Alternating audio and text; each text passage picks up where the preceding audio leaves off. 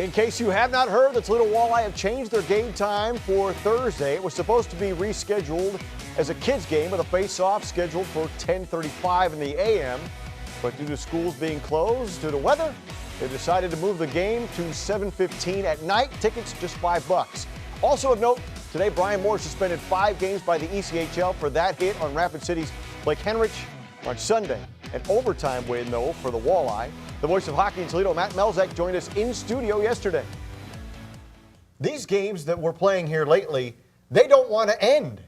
It's extra bonus hockey every night. It is. It is. 5 out of the last 7 games overall for Toledo have gone to overtime, and 4 of those 5 have gone to a shootout. Yeah. So I mean, you're talking about putting in the ultimate long games. Yeah.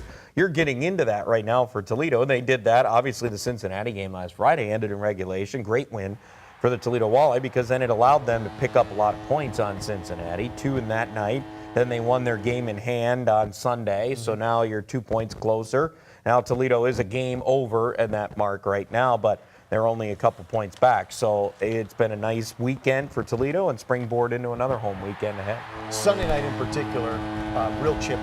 I mean, is it a team that we don't see very often, so you're not too worried about, ticking them off, or what goes into that? Well, I think the biggest thing there, and Kyle and I hit on this during the broadcast on Sunday, was the fact that you're seeing a team back-to-back.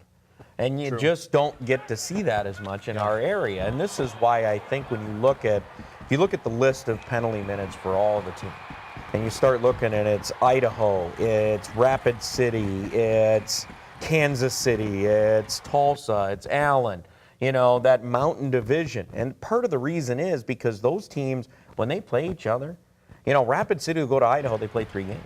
And you look back at the games that Toledo played in Idaho, and every game got progressively chippier and more penalty minutes, and more power plays start to pick up. And we don't see it as much because we just don't play teams back to back nearly as much in this area. It's one of the things that personally I'd love to see change a little bit more. And we'll see Cincinnati in mid-February at their building on a Friday, home for them on a Saturday, and we'll see how that second game plays out. But I think that's part of the reason why you see more and more penalty minutes out of those teams than you do maybe in the rest of the league, because they're just, somebody takes a hit that first night. Yep.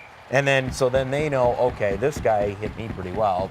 I'm gonna return a favor. Then you return a favor. Now somebody else comes in, and then it starts to escalate. And we saw that on Sunday